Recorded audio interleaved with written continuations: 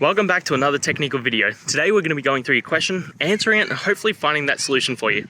Now, remember to stay just a little bit crazy like me, and hopefully you get to that resolution. Now let's continue on.